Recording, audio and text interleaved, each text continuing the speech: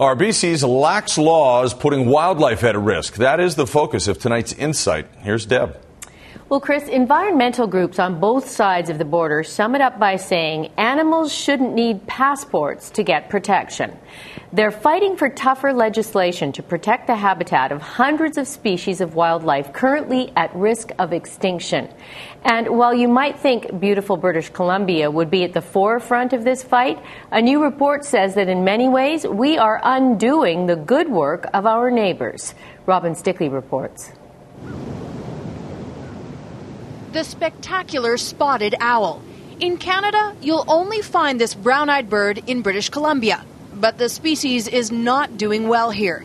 In the wild, less than 10 of them remain.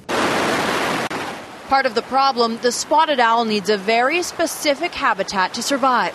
According to environmentalists, 70% of its natural habitat between BC and California, like this land near Yale, BC, has been logged. If you were a teacher and if you were going to rate the province of BC on their species protection laws, you'd give them an F.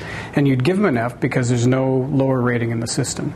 It really isn't overstating it to say that things are about as bad as they could be in terms of laws to protect species and their habitat in BC. It's the worst in the country.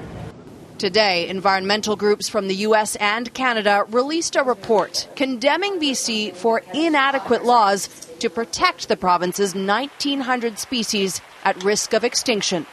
We'll show the world why British Columbia is the best place on earth. Activists have taken aim at the government's campaign that BC is the best place on earth. Their version paints a very different picture in a website called lastplaceonearth.ca. BC is one of the last places on Earth that doesn't have a species or ecosystem protection law for its species and their necessary habitat.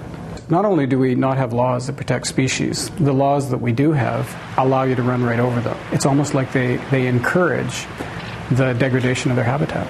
The report goes one step further. Biologists say hundreds of transboundary species that roam, like grizzlies, orcas, wolves, and giant coastal salamanders, are better off under the jurisdiction of U.S. states like Idaho, Alaska, Montana, and Washington, claiming once these animals cross the border into BC, they step into a minefield.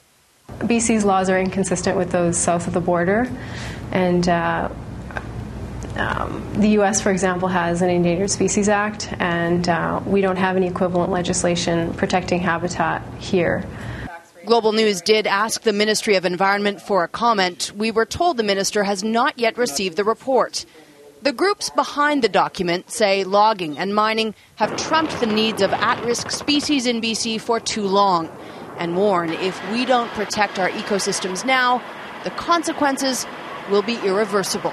BC is now home to things that a lot of things that don't exist in many other places anymore. So we do have a real responsibility to protect them if we want to keep these things in existence in the world. Now, BC is the most biodiverse province in Canada, with more than 4,000 known plant and animal species, the vast majority of which cross borders. Of BC's recognized species, 96% of them share range with at least one of our neighboring jurisdictions. And almost half, 42%, are at risk of disappearing in this province.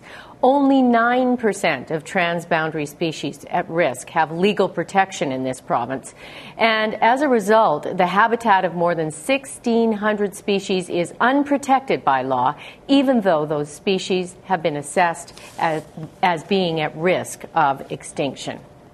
Now, the authors of the report say that without transboundary species, significant parts of BC's biodiversity would be lost, and that would jeopardize the healthy functioning of many ecosystems that in turn sustain the well-being of all of us here in British Columbia.